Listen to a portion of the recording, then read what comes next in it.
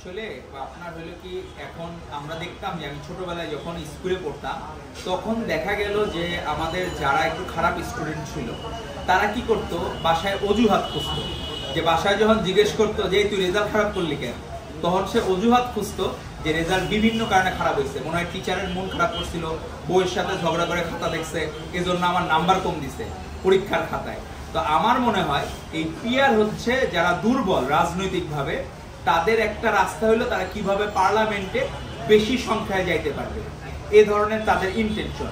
কিন্তু তাদের প্রতি আমরা অনুরোধ করব, গবেষণায় বের হয়েছে, অথেন্টিক গবেষণায়, যে 60% মানুষ কিন্তু পিয়ার কি বুঝেই না, জানেই না। এগুলো ফার্স্ট ওয়ার্ল্ড কান্ট্রিতে এখন মানুষজন যে ফার্স্ট ওয়ার্ল্ড কান্ট্রি বাংলাদেশ এখনো কিন্তু স্ট্রাগলিং। আপনার সৌদি, আপনার মিডল ইস্টে নিচ্ছে না, শ্রমিক নিবে না, অলরেডি স্টেটমেন্ট দিয়ে দিছে। আপনার ইউএইতে, সংযুক্ত আরব আমিরাতে, অনেক জায়গায় এই শ্রমিকরা, এত বড় আমাদের শ্রমবাজার ছিল যেটি শহীদ রাষ্ট্রপতি জিয়াউর রহমান এই দ্বার উন্মোচন করেছিলেন, সেই দ্বার আজকে বন্ধ হয়ে যাচ্ছে। সেগুলো নিয়ে তারা কথা না বলে তারা শুধু নিজেদের কিভাবে যে কোনো উপায়ে, মানে হচ্ছে তারা হচ্ছে কি বাই এনি মিনস, তারা কিভাবে জাগে by hook or by crook, মানে তারা এই ধরনের একটা পন্থা অবলম্বন করতেছে যে যে কোনো পন্থায় তাদেরকে পার্লামেন্টে ঢুকতে হবে, বাংলাদেশ গোল্লায় যাক। কারণ তারা কখনোই বাংলাদেশকে ভালোবাসে নাই, তারা যে পাকিস্তান প্রেম এটা বোঝা যায়।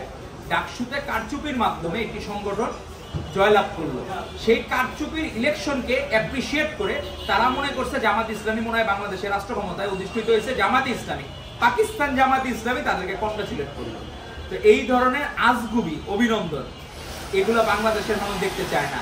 এর আগেও তো ডাকসু নির্বাচন হয়েছে, 90 সালে হয়েছে, সেই তখন তো বিদেশি কোনো শক্তি, তখন তারা কংগ্রাচুলেট করে নাই। কারণ এটা আমাদের বাংলাদেশের একটা বিষয়, সেখানে পাকিস্তানে জামাতে ইসলামী যখন উল্লসিত হবে তখন মনে হবে এই সংগঠনটি পাকিস্তানপন্থী। কারণ আমরা সবসময় বাংলাদেশ জাতীয়তাবাদী দল, বাংলাদেশপন্থী। এই জন্যই আমাদের নেতা ভারপ্রাপ্ত চেয়ারম্যান জনাব তারেক রহমান বলেছেন, দিল্লি নয়, পিন্ডি নয়, অন্য কোনো দেশ, সবার আগে বাংলাদেশ।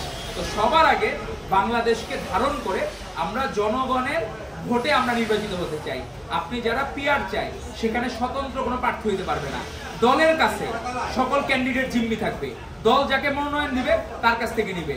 আবার কোনো আসনে যদি দেখা গেল বিএনপি সাপোজ যে বাংলাদেশের জনপ্রিয় দল হিসেবে যদি 300 আসনে বিজয়ী হয়, সেখানে আপনি পিয়ারের কারণে আপনার পার্সেন্টেজ অফ ভোট ধরলাম, তাদের ভোট 6%, এর বেশি কোনো বাড়ে নাই, 6% হলে তারা 18টা সিট পাইলে পিয়ার সিস্টেমে ধরলাম।